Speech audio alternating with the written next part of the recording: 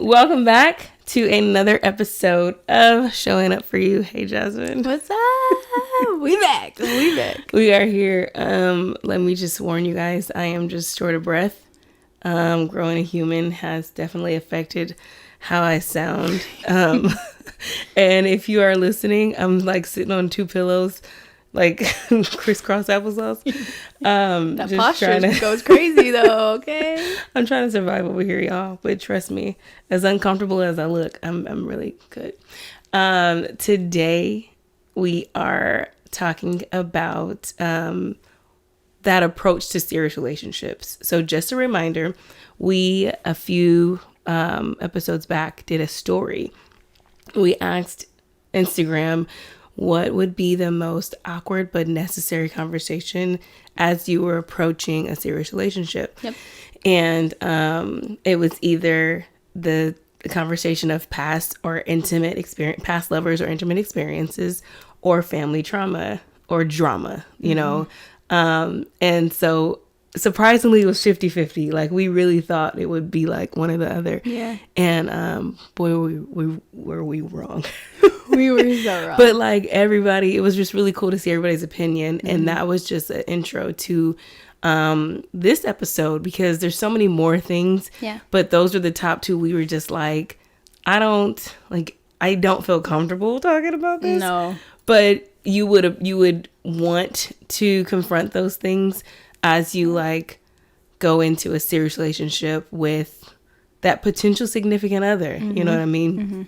And so that's what we're going to talk about today. The cool thing is Jasmine is able to come from a awesome perspective of singleness and future potential serious relationships. And I am eager to hear what you have to say. And then for myself, in a relationship for 12, but married for 10 years, like we've been through some stuff, not nearly as much as like, you know, these married vets that I just like look up to. We aspire to be. But like enough to like understand what tools have been working and what could have happened had we not like taken advantage of those tools. Yeah. So just to give you guys a small intro, I think I spoke shortly about my wedding before, or marriage, but my husband was in the service. He was in the Navy, and he was a search and rescue swimmer, and he was just like gone a lot. And so we got married. We did a courthouse wedding, and any military wife knows how much paperwork goes into getting married. Like it's anyway.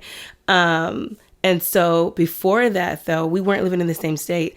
We went, my biggest thing was premarital counseling. So we did virtual, and I would fly to Washington and like do these big clumps of premarital classes. Yeah. I mean, we had workbooks. I had homework. So like the counselor was like shipping me books.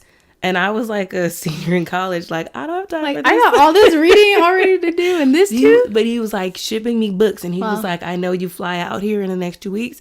You need to have these chapters done if you want to be ready for this next session. So we went through some serious like prep, and then we did a courthouse wedding. We moved in together. I moved up here to Washington, and then we had our wedding. And what we liked is that the start of that premarital counseling, like that course that we took, we wanted to further it because it was so helpful. And so we actually to this day do maintenance calls. And so we get counseling, or we get mediated, sessions where we can like check in, like we check our oil, you know what I mean? And so we're like, you good? Like, you still here? Right. Are you gonna stay? Right. You know what I mean? Right. And like I encourage anybody that is married or potentially wanting to be married to do that. And so I said all that to say the most helpful thing was just how inappropriately uncomfortable those sessions were. Because what I will say is that those sessions don't necessarily tell you or prepare you for what's going to happen. They prepare you for why it's happening as it's happening. Here's what I mean. You know, every marriage isn't going to be the same. Every marriage isn't going to involve disappointment, infidelity, lies. Every marriage is not going to involve all of these things or even one or the other. But like what premarital counseling did for us is helped us understand why we are the way we are, what our past looked like, what our experiences with our families looked like, and why we would think the way we would think. And then sometimes I thought it was like silly, dumb questions that we were being asked. And I remember reading this book by Gary Chapman. It was called Things I Wish I Knew Before I Got Married. And it was like, I wish I knew, you know, whether my wife liked to vacuum. It was weird stuff like that. And I was like, why are we talking about this? But it was just the reference of if my husband and his family cleaned up on Saturdays, and that's just how they reset the house, and Saturdays was my day to relax. If we don't talk about that now, we're going to bump some heads later on. Dang, yeah. When he's like, why aren't you cleaning up? This is the day we clean up. If we don't come to that agreement or understand this is the day I need to mentally reset, and this is what I do to mentally reset. And so those silly questions were being asked, or what I thought was silly. And it helped me understand how he thinks. Yeah. I remember being asked about finances, right? And I was just like, the unmitigated gall. Right. Like, I was like, why are you, don't, you know what I mean? But the cool thing is, like, understanding how he felt about finances, or how he handled them and how I handled them, didn't necessarily make us immediately change how we handled finances. But then it made sense later on when he sees me like prep the grocery list and budget out and make sure like we are stocked for a snowstorm. Like, he's like, we don't need that much food, right? But I'm like, I grew up not knowing what was for dinner some nights. Yeah. So I need to make sure. But him knowing that, he's not judging me for, dang, like, right. You know what I mean? Like, Yeah. we're Hounding fine. you, like, we're not. But meanwhile, he is like, and he grew up in a very, you know, in a nice household where there was never any concern for what was in the fridge. And he has always just been a great provider, and we've always been well off. So he grocery shops like without looking at anything. Throw this in there. And I'm like, the little like grocery dance, you know? I'm like, do you know? You know what I mean? And so I'm like, you're wasting, right? And he's like, but understanding, first of all, we work hard. We, you know what I mean? But second of all, there's a reason why. Yeah. So anyway, like I said, having those moments and those conversations and creating that atmosphere, which is what we're going to talk about today, creating that atmosphere, helped me understand and help my husband understand when there were these like altercations later on, or when there were these situations where we didn't understand why you did that. I would go back and say, you know what? I remember what his dad used to say when he did that, and that didn't make him feel very good. And that's probably why he's responding to the kids that way, and why, you know what I mean? Yeah. And that way I have understanding when I go into, baby, we don't have to do it that way. We can do it another way. Like, you can change this right now. And I'm not judging him, and I'm not, you know, coming at him like, why would you, I'm not making him, you know, feel small for, you know what I mean? Yeah. Right. So it just creates that understanding. So I encourage it. I'm not taking away from the fact that it is awkward and uncomfortable. I am agreeing with how, like, you know, squirmy that can be. So anyway. Yeah. It's actually interesting. I looked up prior to, you know, us recording this, that I saw a statistic, or just like kind of the general, about 44% of people in the United States go to premarital counseling. And if I'm honest, that was a lot higher than I thought. I thought that it would be much lower personally. But then also like within kind of like the general consensus, it also said like people or couples who go to premarital counseling, they have a 30% chance higher like strength in their marriage or something along the lines of that. So I thought it was really interesting to read that. That is interesting because it's Well, I mean, like, you got to think, like I said, what's happening in that premarital counseling. You know what I mean? It's an overwhelming, it's an overwhelming amount of information.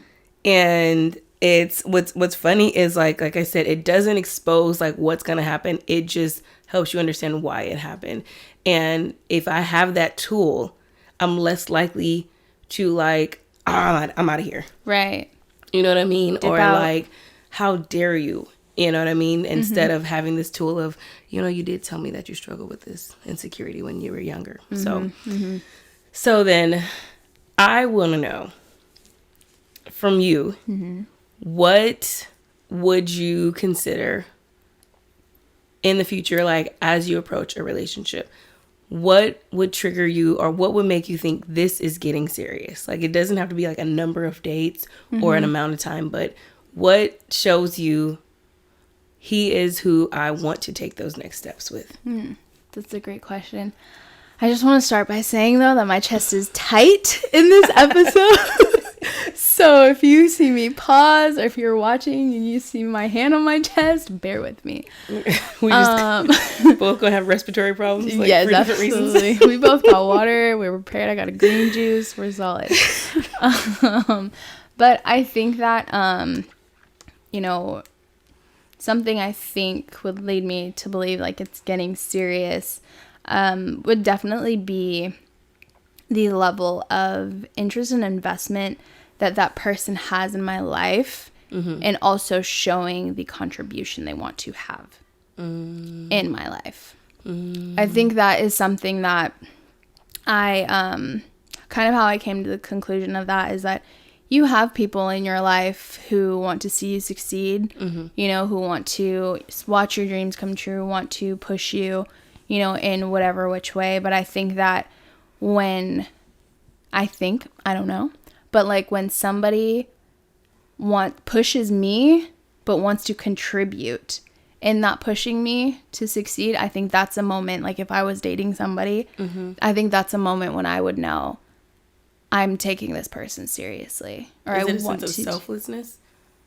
On their end? On their end? Is that what it is, the selflessness that would trigger you? Yeah, absolutely. Because I think that with wanting to contribute to somebody's life, it takes a level of selflessness and sacrifice to do so. So I think that that's what I believe would look like for me, because we all have our own hopes and dreams and plans and futures that we want to have for ourselves. And we can all do that on our own.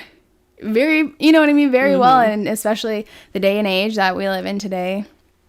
I don't need no man. That's what so many women say, which I'm like, neither here nor there. But, I know that for me, it's not a level of compromise. It's sacrifice. Yeah. That's involved in that. And I also think to know, like, somebody, like, this person is going to ride for me when I'm not in the room. That's a really, really big thing for me. That is very important. Like, if I'm not there, will this person advocate for me? When I'm not there, will they check somebody? When I'm not there, and they'd be like, oh, she ain't here. I wish she was here. You know what I mean? Things like that. Like, I hope that I find somebody like that who is like, when you see them, you're wondering where I'm at, kind of thing. Or, just like those kind of things. Wow. No, that's really good, because you'd want that. Like, that would make me feel secure. Yes. In a potential relationship. Yep. Because I definitely don't want to, like, I don't want to have to be like, what happened? Why didn't you say what was your response? That's awkward. Right. No. Like, what? I should not have that. That's a red flag. Yeah. What did that look like for you with my uncle? You're so silly. What that looked like is he actually met my family before we got serious. And so what I think I could appreciate about what him meeting my family, which is, there's a lot of us. There's a lot of us. There's a lot of cousins. Like, we don't need friends outside of the family. So, like, he had experienced all of the madness, all the craziness, and still was able to separate his opinion of me. Like, there's a lot of things that are different about me that I don't subscribe to with, you know, the rest of my family. And I love them dearly, but we might not agree on, you know, certain things. And so he was able to like differentiate, like, I see where she came from, but man, I really like who she became, and without letting this affect her. And his persistence, because I wasn't ready for a relationship. And I always say this, and I'll say this until the day I die. I said no so many times to my husband. It would have taken one more no. I kid you not. He was very much like, can I take you out? Can I do this? I had a reason for everything. Yeah. And I think that I've said yes to get rid. like I just was like, me? I was like, you know what I mean? Like, fine. But if I had not said yes, I'm positive. Like, I do, you know, like, somebody can only take so many no's, so much rejection. And his persistence. So once I said yes to a date, that was just a date, right? And for the, you know, we had a long distance relationship that first year, and I was in college.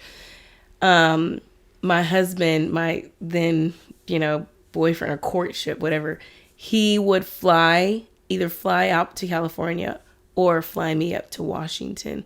And one trip, I want to say it was like the second trip in, he was like, I cannot go to this airport without knowing, like, you're mine. Like, what do I need to do?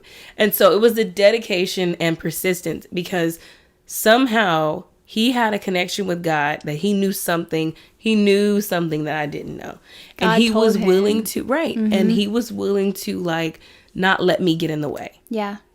And that to me was huge, because I was that, like, I can do it on my own. I'm good. My career was lined up. I was about to graduate college. Yeah. Like, what do I need you for? You know what I mean? And so he was able to, like, not let me get in my own way. And that, I was like, that's my guy. I like you. I like you. I think that you can stay. I was like, okay, we can do this. Oh my so gosh. that was like the key of, like, seriousness, like his persistence over his pride, because he could have came back to Washington and was like, all right, you know, I don't got to worry about her again. Dude was like, nah. I know. I also think that, like, just because I was obviously, like, around for it, I think sometimes, like, because I admire your guys' relationship so much, there was, like, a level of faithfulness that he did not have to have to you, and he did. And I just think that that's just, like, really admirable, you know, because there's, for me personally, see people be like, what's the word? Just willy-nilly, I guess you could say, like, in their dating. And so I think it's just he knew he wanted to be serious. And so with having that knowing of being serious, it's like, okay, then I need to take even this dating seriously. Yeah. You know, or courtship, I should say. Yeah, that was huge. Because that is something, like, I totally believe in you're single until you're married. You know what I mean? And so that was something he did not have to do, because I had other priorities. Like, I was working 2 jobs, and I was trying to graduate college and start my career. Like, I was not as dedicated as he, and I didn't have time for any, and let's be clear, I didn't have time for any guy. Nope. I was not, matter of fact, when I started dating him, my family was like, wait, she never brings anybody home. Like, she doesn't even, like, I don't even fool with, you know what I mean? So that, I agree. But don't put me out there like that. I'm like, she said Jasmine, what? Because Jasmine's saying, like, she was around. She inserted herself immediately. I said, we oh my God, are dating. I showed up to dates. I inserted myself into dates. I said, your girlfriend, my future. Got it. Noted. That was when we, like, it was Skype, and it wasn't even, like, FaceTime. And so, like, Jasmine would take over the Skype calls, and I'm like, I'd be like, move the computer. I got class. You having a good day? We got pictures. Oh man. Don't even get it. Anyways. Because I will post. Anyway. Okay. So once we know it's serious. Yes. What for you would you potentially expose? Because you're like, okay, I know I want to be with this guy, or I know I want to attempt to take the next step.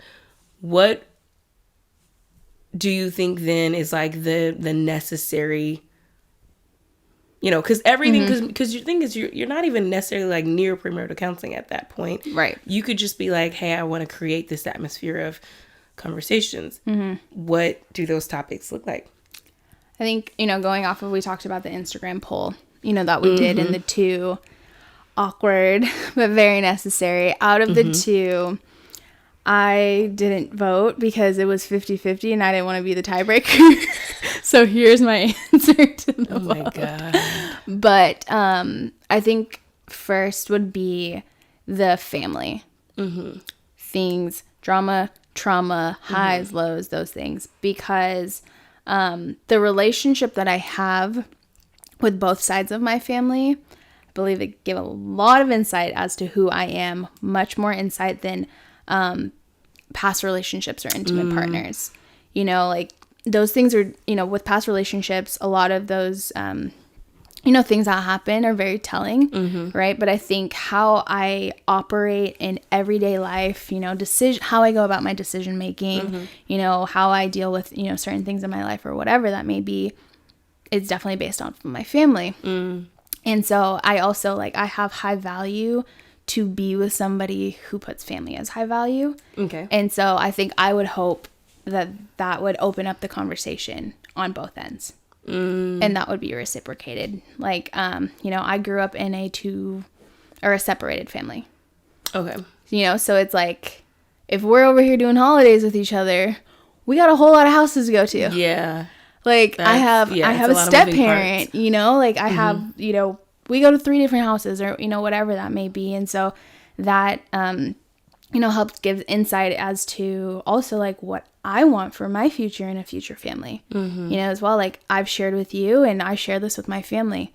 I don't want a blended family. It's just something that I'm so grateful for the way that I grew up. Yeah. I'm so I had a beautiful environment with what I was given, right? Yeah. But I know that for me and my family, it's something that I don't want moving forward, and not in a bad way. And so I think that's something that's important to share. Yeah. With my future person. It's relevant. You're right. Yeah. We don't need to talk about kids or do all that stuff yet. I'm sure we'll get to that point or whatever, but it's right. With the basic foundation kind of thing, I guess you could say, that's that. Or I'm very close with my mom, and so that just helps give insight on how I operate or how I communicate with my partner or whatever, and making sure it's because I know that in the past when I haven't dated seriously, people have questioned what that relationship looks like, but I never felt the need to necessarily share the nature of what that looked like. Right. But with somebody serious, I see the importance of explaining what that dynamic looks like. Yeah.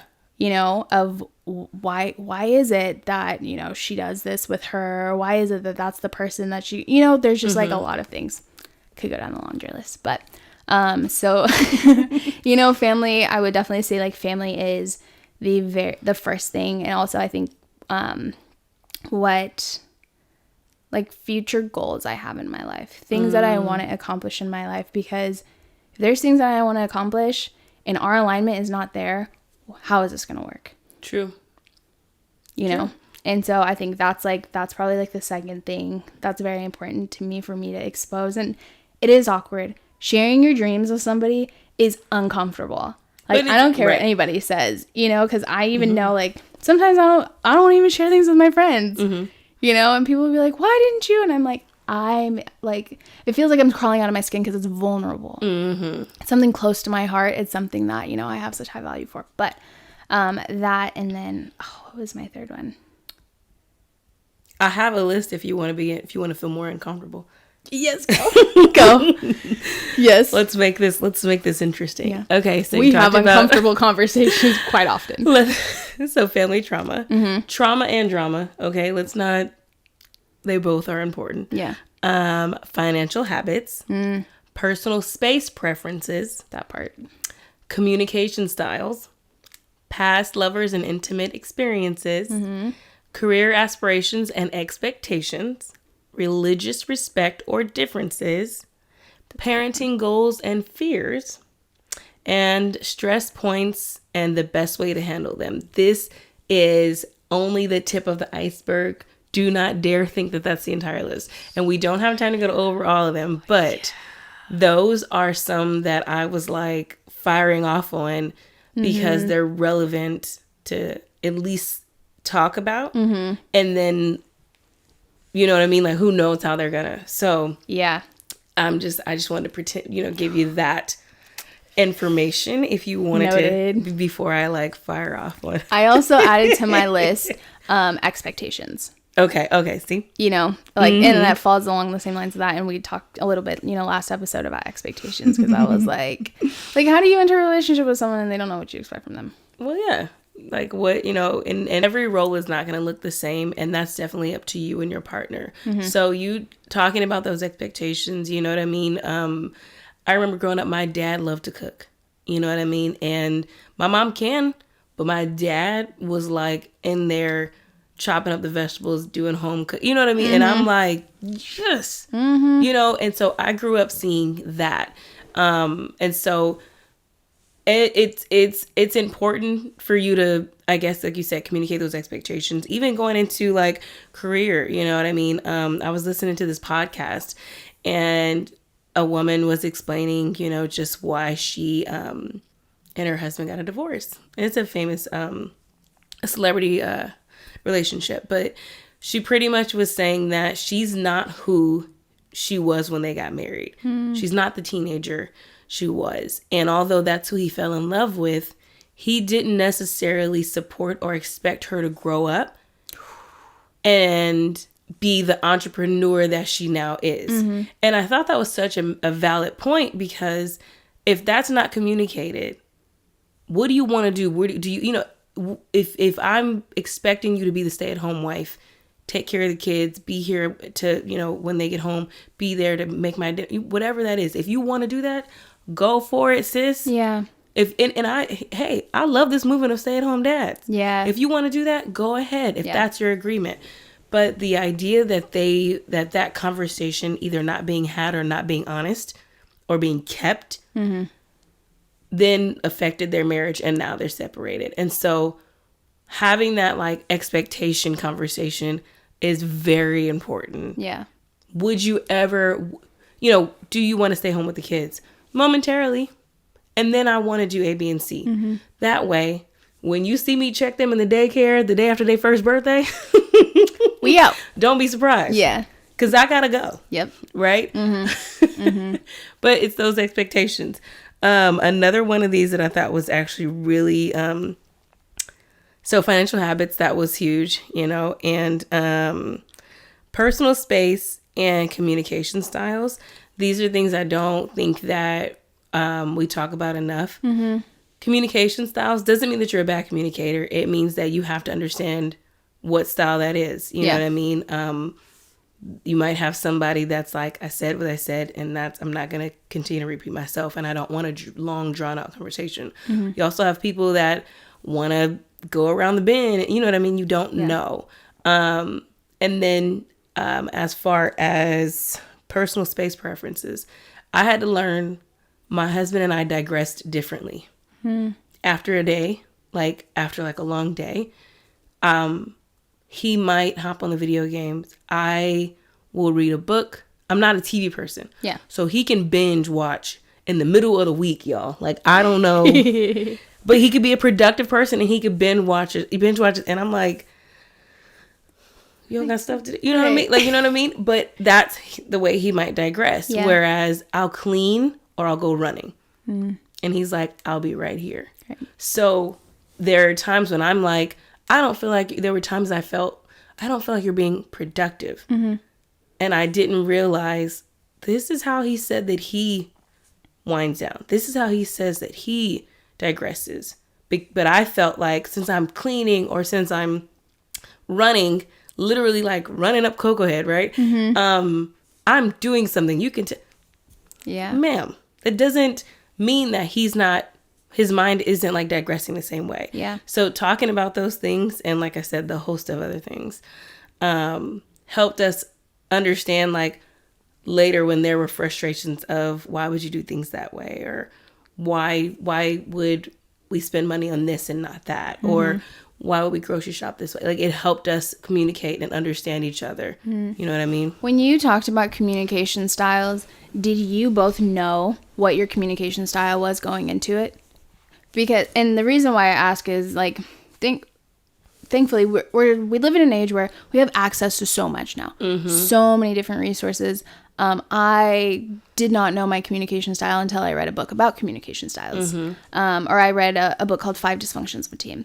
And so I was able to read something and then kind of like relate to the character, I guess, like in the book kind of thing. So I'm just curious, it's like going into that or having the conversation about that. Did you know?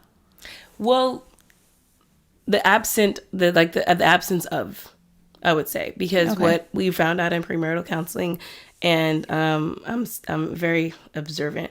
I'm outspoken, and it's not in a disrespectful way to attack, but I will speak up and say that really was uncomfortable. What I noticed about my husband very soon in a relationship around his family, his father was your grandfather is a very, like, it's going to be my way. I will give you the illusion that you have an option. You don't. Nope. Right? Yep. And it's very it's aggressive. It's kind of manipulative. But that's the way that he would communicate to his family. Right. And so my husband is more easygoing and less likely to, like, raise any type of trouble. And so he's like, whatever.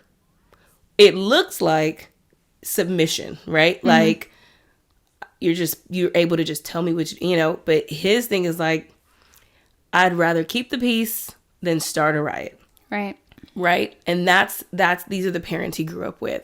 And so coming into a marriage, I am now giving him the option to say things, but there's nothing, he's not saying anything. And then I'm wondering why aren't you taking the opportunity to communicate certain things? And then I see the way, you know what I mean? And so it wasn't, I don't even think that there was like a developed communication style. He was just trying to survive in his environment. So premarital counseling helped us it was like, for me, don't overtalk. Sometimes you got to back up and let that thing be. Yeah. For him, if you don't tell me, how would I know? And if you keep it bottled in, you can't then judge me later for reacting because you didn't tell me. Right. You know what I mean? Yeah. And so in our situation, no, I didn't know his communication style. And to be honest, with someone like that, that's trying to understand their communication style, any communication style is too much. It's overwhelming. It's like, you're just, and so he would just really be like, okay.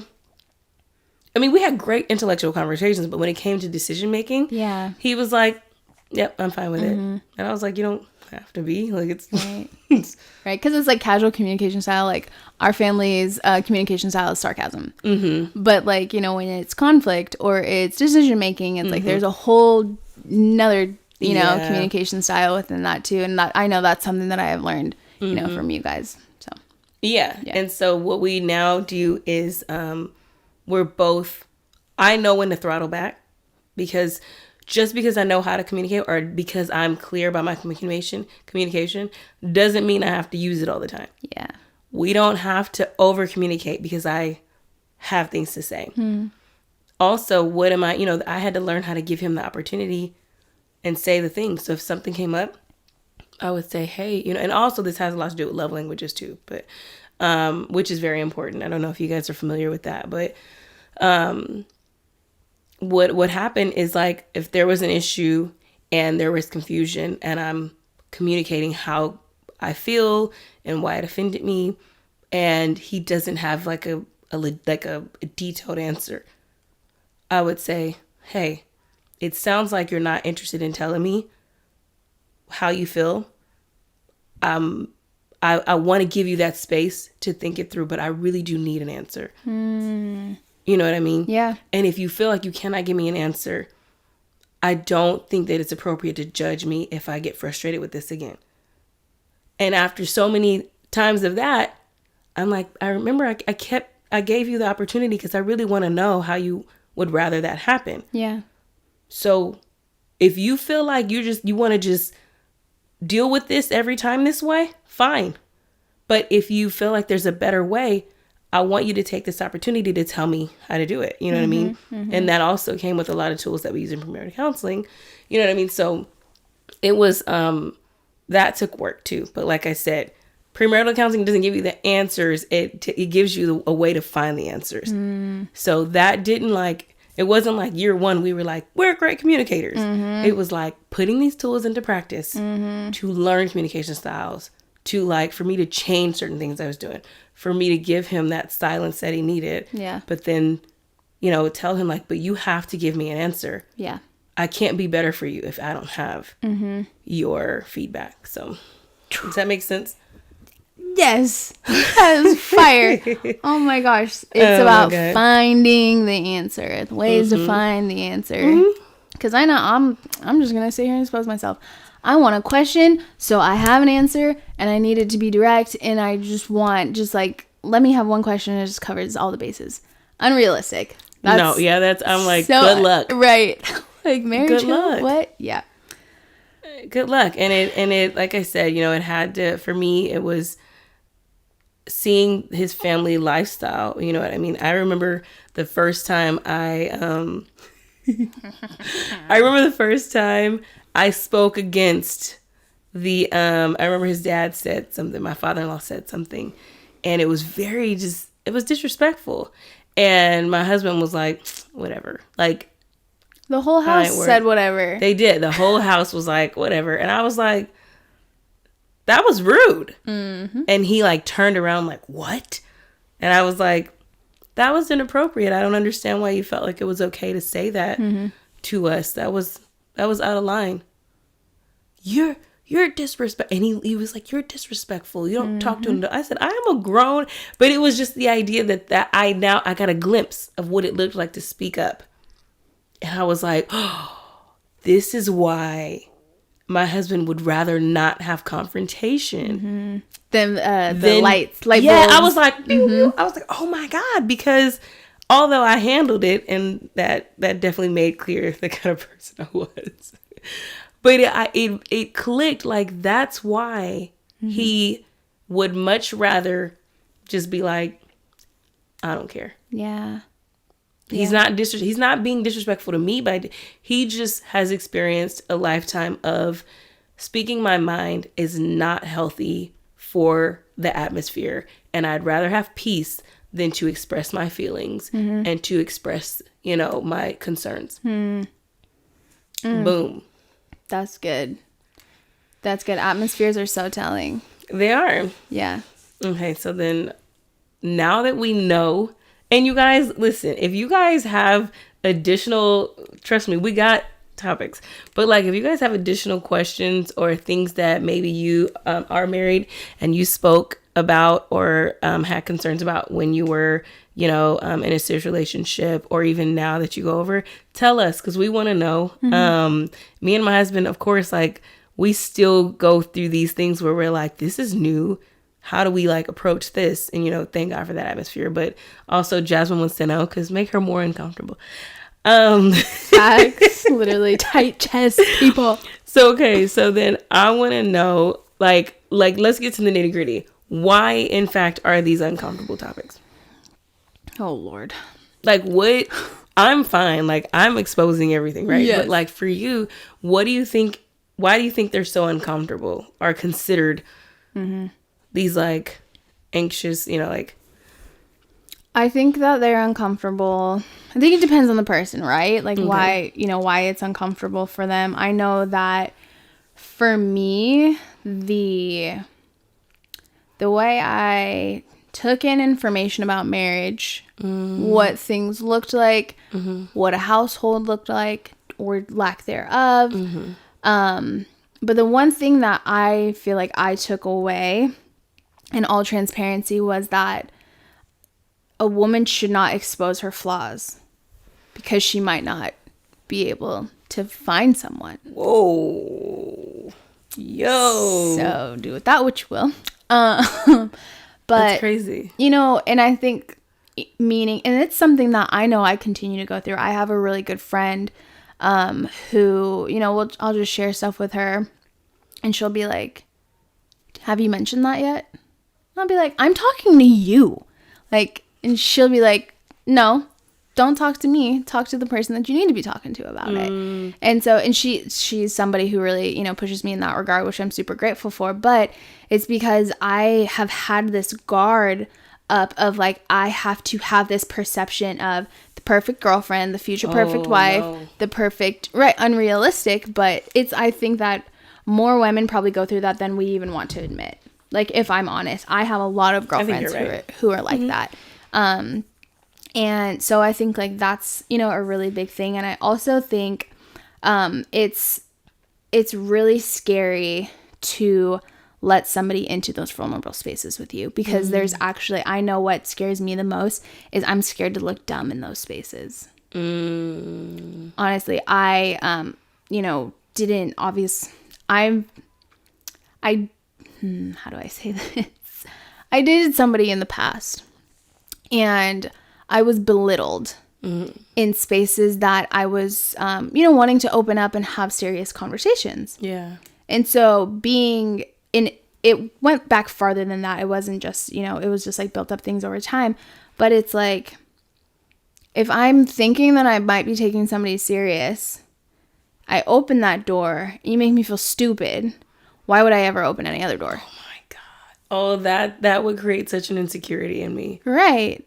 And it's like, and you know, so it's like, okay, like you take one brick down, you put 10 more bricks up kind of thing. And so I think like that is, you know, a really big thing, because I know just from my own personal experience, I had a lack thereof and a lot of knowledge. Like I'm super grateful for, you know, in my early 20s, which is so weird to say, but like I started to somehow just gain this confidence in myself of like, I'm going to be a person who is curious and I'm going to ask questions, and I will try to surround myself by people who I think will be sound counsel, you know, around me. And that was just a decision that I personally like wanted to make. Yeah. And so by doing so, I'm able to ask you questions like that. I have other women in my life that I'm able to ask questions, you know, about like what their approach was, because my insecurities are, I don't want to look stupid. Right. I'm trying to put up this perception of being the perfect, you know, girl or to be future wife. But ultimately, that's not showing who I genuinely am. Right. You know what I mean? Right. Then it's like, or you get in it and then you start genuinely exposing who you are. And then people are like, wait a second. Right. So that gets messy for ladies. And I've seen that happen time and time again. And they'll be like, I don't know why that happened. Yeah, I know exactly why that happened, because you faked the front and now you're in it. Yeah. What messy. Right. And then also there's just like a lack thereof of how to like approach it. I think that's, you know, just to put it plainly. Yeah. No. Wow, those are good. And so many of those things like kind of hit me hard, because I do see the insecurity of wanting to approach a vulnerable situation again if I felt a certain way before. And that can happen like from one relationship to the next. Like it doesn't have to be the same person. You know what I mean? You can get into the next relationship and feel like, don't want to go down that road again. So I'm going to know everything. Right. Or, I remember like there actually was an instance, like my husband, we had one instance like that, but I saw where he got it from, because his family does this. And I saw them do it and I was like, why would you do that? I was like, what are you winning? Right. What's the point? And I called them out and they couldn't answer it. But he said something and I looked and he was like, you don't know what that is? And I said, no. And he was like, I can't believe you don't know what that is. How would you not know what that is? And I said, hey, so you asking me that 3 different ways as to how I didn't know what it was doesn't make me know anything anymore. what you could do is Google it for me right now, or give me the the Spark Notes on it, or explain. Right, you could give me do the that. Synopsis. And he was like, "Oh," I said, "So if you want to do that, now's a good time. If not, stop asking me something I told you I don't know." And it was like that. It never happened because I don't know. There's a level of embarrassment there. It's like, what are you? It's a level of embarrassment, but I think a lot of people might have picked up that habit, or they don't know that they're doing that. It's offensive. Yeah. And my thing is, I think that just for me, I developed boundaries at a young age. I think I had to with the atmosphere I was in. Yeah. So you're not gonna do too much to make me feel small. Like we're gonna be here together. Right. You trying to rumble? No, I don't. I know 99 other things. That one I don't know. Okay. Right. Enlighten me or not. Right. Move on. Right. Make your point relevant, or just, So true. But those So are true. it can, like, like you said, it could develop an insecurity. Mm-hmm. And just in the matter of, like, I feel like what I think in my situation made it uncomfortable is a few things. Like, I grew up, my grandfather and grandmother on my mom's side were like the old fashioned couple, right? Like, married for forever. They had 9 kids. My grandpa was a preacher. My grandma was home with the kids, right? And there was always this rule, like, when grandpa came home from work, we were not allowed to rush him. Grandma, like, set his dinner aside, ran his bath water. Like, he goes in the room and he digresses, and you do not talk to grandpa. They don't talk about serious things in front of you. You don't know what's going on. Like, it all is a secret. Yeah. And which is great. And then it's like, they're not necessarily intimate in front of you either. Mm-hmm. And I understood why, but then I also didn't see the realities of it. Like, I don't know if there was ever, like, insecurities. Like the realities of their relationship. Yeah. I don't know if there were insecurities. I don't know if behind closed doors, like, grandpa ever said something wrong, or grandma, was hurt by something. Like, I don't know. Yeah. Because it was grown folks' business, right? And so then, and they were, like, the only example of a healthy marriage, you know what I mean? Because in that family, like, there was no one else that had a successful marriage that I saw, like, these characteristics, like, these things we talked about, or like, oh, they're so in love, they're so affectionate, or they must really trust each other. Like, I didn't see that. So for me, this guy, my future fiance, asking me, these questions. Like, I remember, like, in premarital counseling, he asked, the counselor told me, your husband's not going to leave you because your dad did, or something like that. And I was like, what? It was something like that. Like, he was like, your husband's not your dad. And I was like, you want to tussle? Like, you know what I mean? Like, what you want to do? But he said, he said it in a very beautiful way. But it was just the idea that, I didn't like I was offended when these questions were asked. When that should have been revealed. Like, it should have been an understanding of, that's why I feel like I'm, like, 1 foot in, 1 foot out the door. I'm always ready to, like, jet. My red flag. You get what I'm saying? We hadn't even gotten, like, we were engaged by then. But it was just like, I made it clear to my husband, like, I could go at any moment. Yeah. I don't need you. You know what I mean? Yeah. And, like, nobody wants to hear that. But the counselor, like, called me out on it. Yeah. And I said all that to say, like, I didn't feel comfortable addressing that, because that wasn't something that I saw people in older relationships, like, affirm, or, like, be comfortable, like, embracing and saying, I'm here, I'm present. I didn't see that. Yeah. So I didn't feel a need to get that from him. You know what I mean? And then one of the things we talked about is, like, family drama, right? Yeah. One of the, biggest things was understanding each other's family dynamics, because when we did share those holidays, when we did get with each other, or, like, come together for a wedding or whatever, you see a way I am around my family, or you might see them treat me a certain way, and it's confusing. And a lot of times my husband got real defensive, like, y'all better back up, right? Yeah. And then there were times I saw him with his family and I was just like, ain't no way. Ain't no way. You'd think it's fake, people. You know? And so, but understanding that helped me understand, like, he did say that this is how they are, and that's why he doesn't like to do A, B, and C. Or I did tell him that we have some dysfunction over here, and so I like to avoid being around this person when there's confrontation. You know what I mean? Yeah.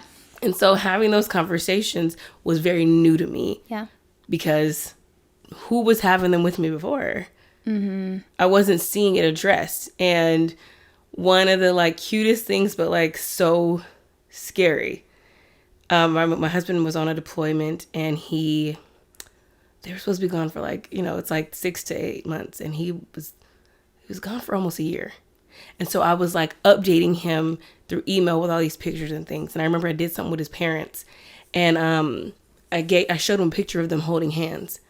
And he emailed me back like one sentence. And he said, I've never seen them hold hands in my life. Mm-hmm. And I was like, what? And he said, I've never seen them hold hands. I've never seen them kiss. He had never seen intimacy. And it clicked and it made me understand. That was our first year of marriage. It made me understand why he was so intimate. Like he needed to, Yep. That was his physical touch was his love language. And I'm like, because of the lack thereof. Right. Mm-hmm. Wow. Yeah. So these conversations, they were awkward and it was uncomfortable, but I'm like, oh man, I'm glad we talked about that because I'm not going to push you away when you want to hold my hand the next time. And I'm not going to like talk about body heat. Right. It gives you the space to like have more grace for him in those moments. Dang. So yeah.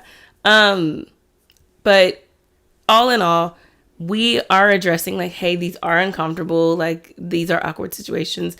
But the cool thing is now there are different ways to help you create that atmosphere. So my biggest thing is, and I want you to like tell me what exactly you'd be interested in as you get into a serious relationship. Mm-hmm. I'm always going to say premarital counseling. I'm always going to say some sort of like mediator or group setting where you get to freely talk about these things. Mm-hmm.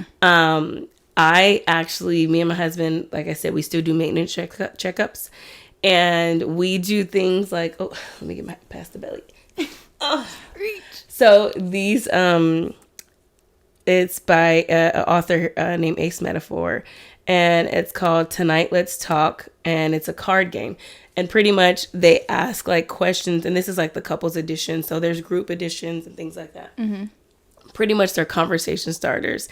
And we have like 3 different sets of those kind of things. But we'll grab a deck of cards and take them to dinner and ask about like aspirations and, what's your favorite thing about these simple questions that we think are like no-brainers. Yeah. But we will take them on a date night and take turns asking these questions. And so that's what I love about what's happening now is there's so many tools. There's so many like triggers to have these for you and your person, to create that atmosphere of a less awkward, situation. So A, premarital counseling, B, group settings are always fun. And then we can laugh about our, we can laugh or cry together about our but, and then card games. And I think I was sharing with you this earlier is like, we did a card game one night. We like to do the card games like when we go to dinner or we'll say 10 minutes before we go to bed, let's just pick out a few cards and ask each other the questions. And I want to say it was last year. We pulled out a card and I asked him the question and his answer was, my whole reason for going to work every day is to give you the opportunity to screw up. And I was like, explain what that is. You know what I mean? And what he was referring to is when we got together, I already had my career. I graduated college and I was starting work at a very popular news station. And because he was in the military, all that kind of had to just go down the drain, which is, story of a military wife, right? And so there's a lot that I sacrificed career-wise.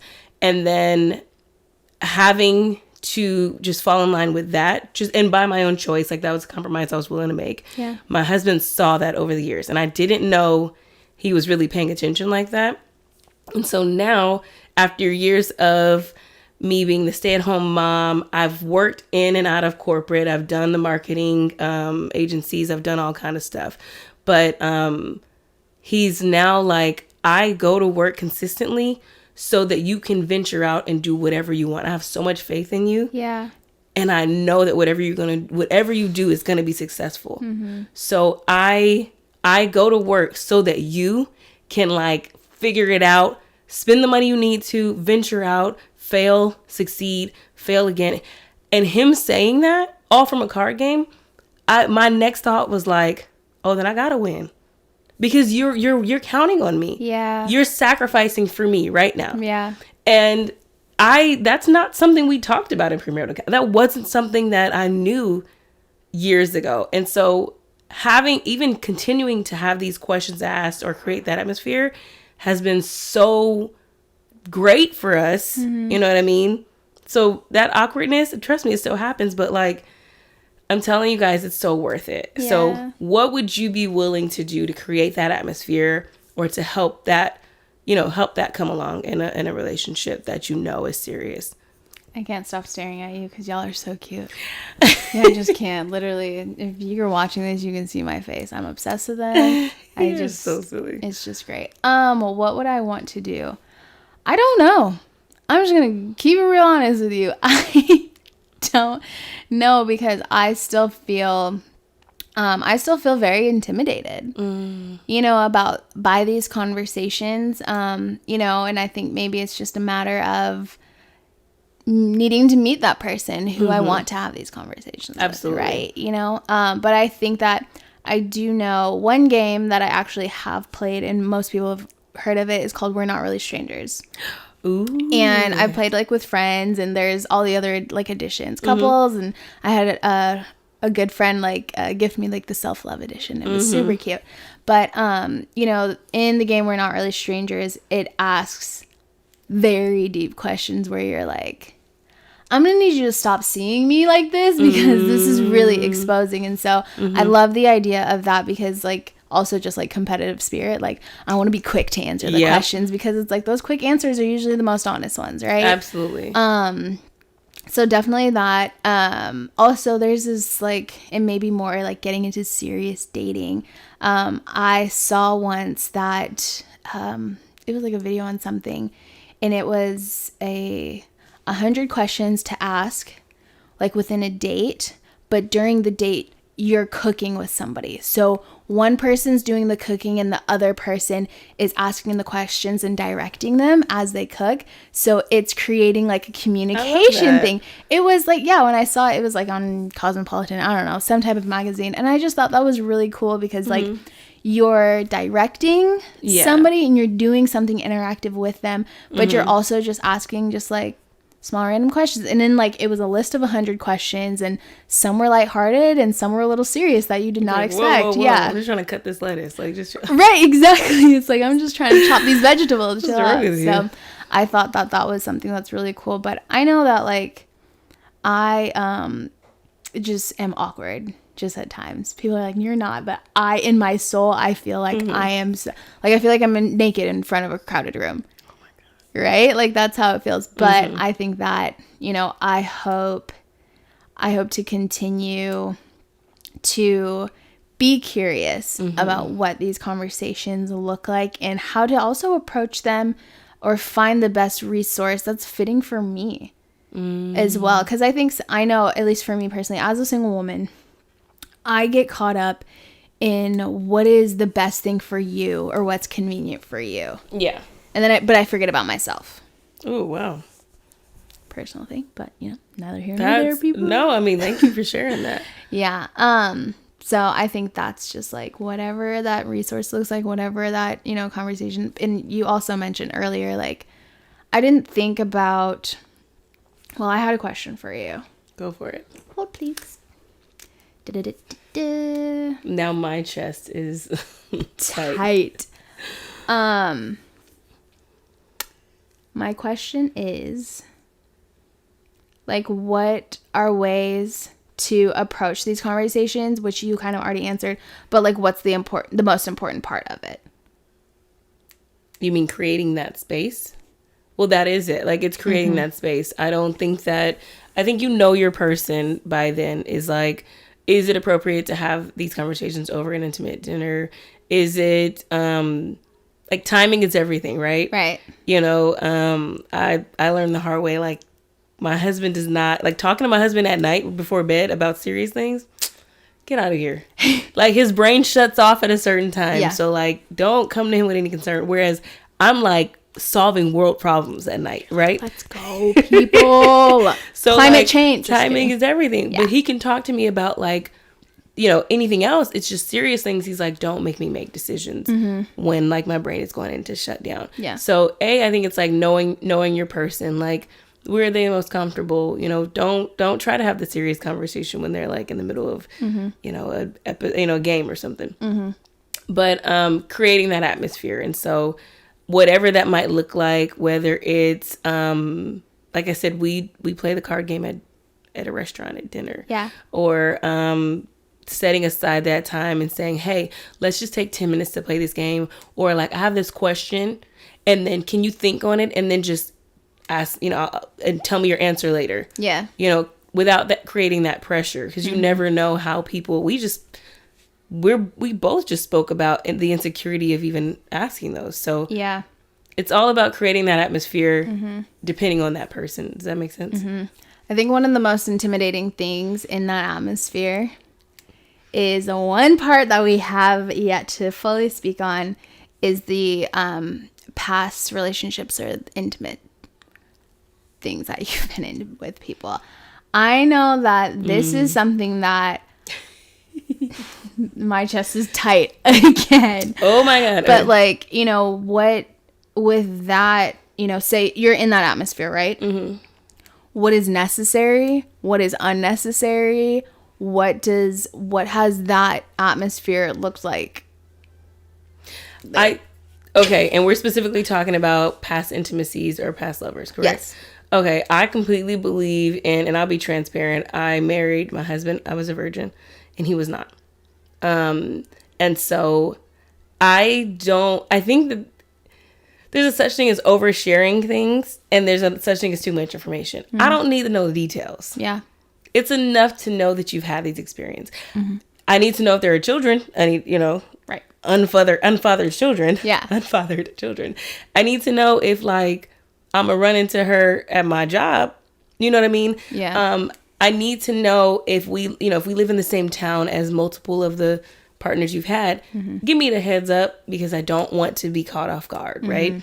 But I don't think that it's necessary to know, like, what she look like, what's her name, what's going on. Because then I'm, like, judging you for your past, and I'm not appreciating the growth from whatever, let's be honest, mistakes or experiences you might have made or things you might have learned. And if I feel like I have to revert back and ask you all that, then I'm not appreciating who you've become in that moment. Like, whatever you went through with them, right now, they must have done something to help you realize that's not what you wanted. And it made you work hard or change the man you are to come for me. You know what I mean? Yeah. And so for me, I knew the number, and I knew the time that it happened. I also knew I wouldn't run into any of them. And I also knew that there were no unfathered children. Yep. That's all I need to know. We was solid. You get what I'm saying? Yeah. So too much detail sometimes is like that I don't think that's necessary. Yeah, I think that's really important to note as a single woman, because I would say that it's easy to get caught up in that. Yeah. It's so, you know, you get caught up in living a life of comparison. You get caught up. I'm just going to be really honest, because I said season 2, I'm going to be really honest. I know that in the past, I mean, mind you, not serious, but still, like, you ask those questions, especially, like, if you're going to be intimate with somebody, you need to ask those questions. Like, you know, sexually take care of yourself in the right way, right? Yeah. But, like, you can also just get caught up in needing to find information to use against them later. Oh, that is such a dangerous game. It is. But don't you start talking about that right now. I won't. That is not that. We'll go there. This is not the episode. Right. That is dangerous. It is. But it's just, like, it's bad. Just don't. God, we won't. So motives motives. Boom. So then that's exactly, I get that. Yeah. No. So that's unnecessary. Right. Unnecessary information because in this episode we're talking about taking somebody seriously. I want to seriously know what your growth has looked like. Yeah. How you've become the man that you are. How did a woman hurt your heart? Exactly. And you know what I mean? And how do I nurture your heart? Right. How can I nurture your heart in the right way? And what did she do that you would need affirmation from me? And what are you carrying? All right. You're good. Let's cut that out.